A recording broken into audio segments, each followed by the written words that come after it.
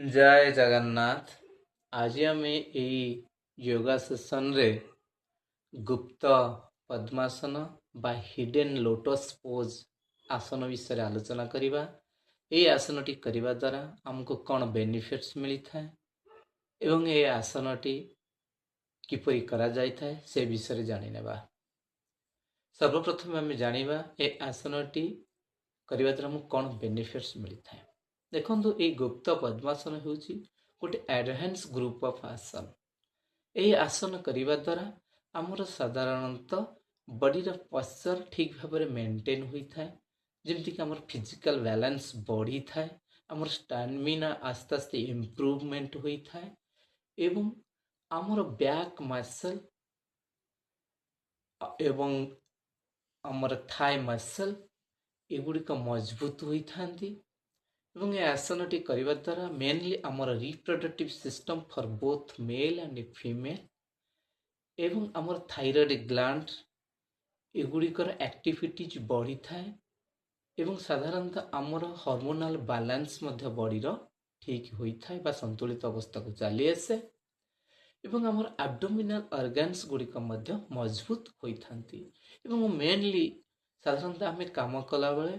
बा कौन सी कारणवशतः आमर मन जदि अशांत थाए ता शांत हुए, स्ट्रेस थिले या स्ट्रेस फ्री होता है एवं आपण माने लक्ष्य करिथिबे बहुत लोग डिप्रेशन को चली जाती ताहा मध्य ए आसन करिबा द्वारा मध्य दूरीभूत होता है एवं काम नुआ काम करिया पई मध्य आमर उत्साह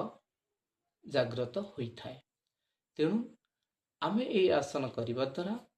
साधारणतः भाव में आमर जोटा मुख्य जिनिस है आम शरीर मजबूत होगा सहित आमर माइंड बा मन या स्थिर हो रही था काम थाए। तेणु ये आसन आसतु आम बर्तमान देखी नवा किपरि करा जाय थाए। वर्तमान आसतु आमे गुप्त पद्मासन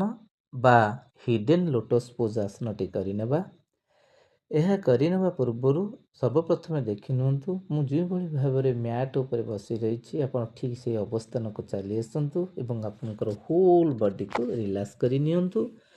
एवं सर्वप्रथम आपण पद्मासन पोज को आसतु एवं देखंतु मु किभଳି भाव में मैट उपर वर्तमान शोई रही बा जो पोज रे मु वर्तमान अच्छी आपण से पोज को चली आसतु। हाथ दुईट को मोड़ी नहीं पछपट रे पिठी उपर रखी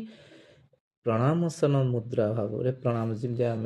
जन को प्रणाम करी भाई अवस्थान को आप चली आसतु एवं आपणकर मन रखु जो आपणकर थोड़ी बा चेनटी मैट को लगिकी बर्तमान आखि दुईट को बंद कर नियंतु आपणकर होल बॉडी को रिलैक्स कर नियंतु एवं यही भली भाव में किसी समय आपण मैट उपर रुहतु जिते आपन को कष्ट फील करेंगे बा आपन को बेसी स्ट्रेन आपण ज़्यादा स्ट्रेन नियंतु नहीं, रिलैक्स भाव में यहाँ करने चेष्टा करंतु कारण योग होउछि स्थिर सूक्ष्म आसन अर्थात बहुत स्थिर भाव में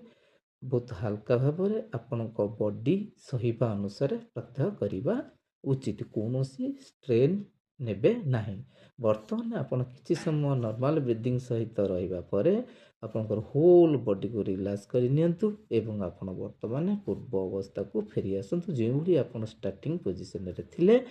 बर्तमान आपनकर होल बॉडी को आपण रिलैक्स कर नियंतु।